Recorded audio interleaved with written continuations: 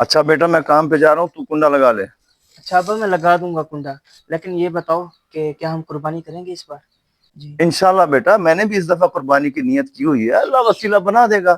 मैं काम पे जा रहा हूँ, साहब से बात करूंगा, तुम दुआ करो। जी अब्बा, मैं दुआ करूंगा कि आपके साहब आपको एडवांस दे दें और साथ में ईदी भी दे दें। हाँ ठीक है बेटा, मैं अब जा रहा हूँ, तुम जरा दरवाजा बंद कर लो। चलें।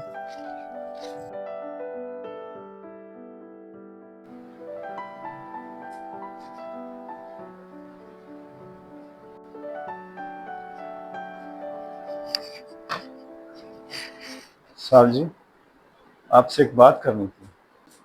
हाँ हाँ, क्या बात है, करो। साहब जी, अगर आप इस दफा ईद की तनख्वाह एडवांस दे देते हैं तो आपकी बड़ी मेहरबानी होगी। अब मैंने जो तुम्हें 6 दिन पहले तनख्वाह दी थी उसका क्या बना?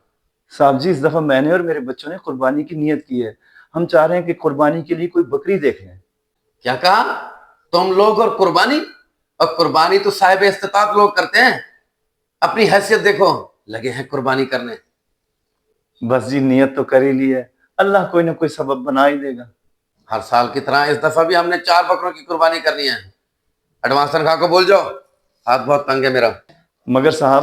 कह दिया ना, नहीं है पैसे तो नहीं है, जाओ अपना काम करो। जी बेहतर। हैं, औकात है नहीं कुर्बानी की, अब चले हैं जानवर लेने।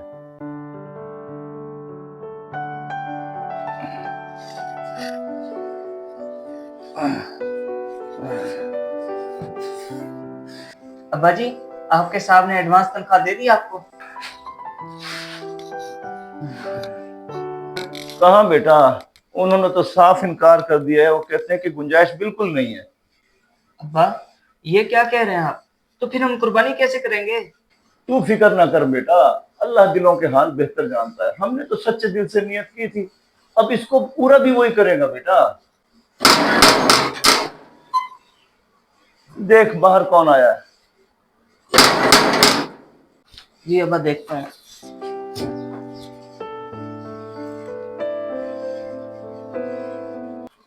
अब्बा जी देखिए कौन आए हैं। मेरे सर जमशेद आए हैं।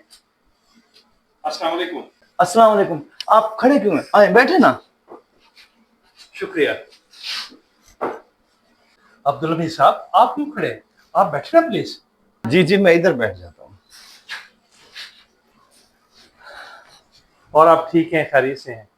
अल्लाह का शुक्र।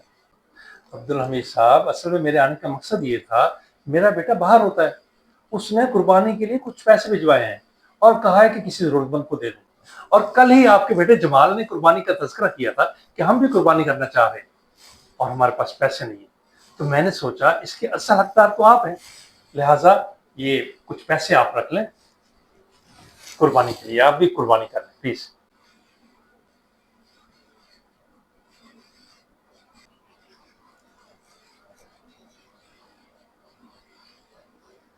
शुक्र है मेरे रब्बा, तूने इतनी जल्दी मेरे दिल की बात सुन ली।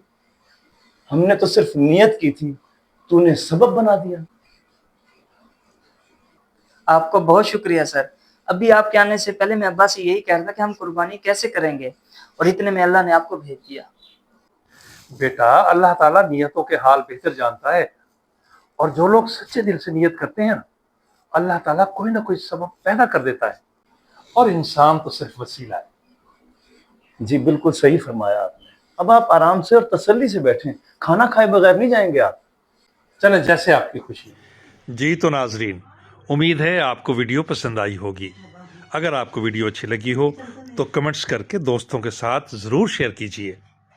और हाँ, चैनल को सब्सक्राइब करना ना भूलिएगा, क्योंकि ये चैनल आपका अपना चैनल है।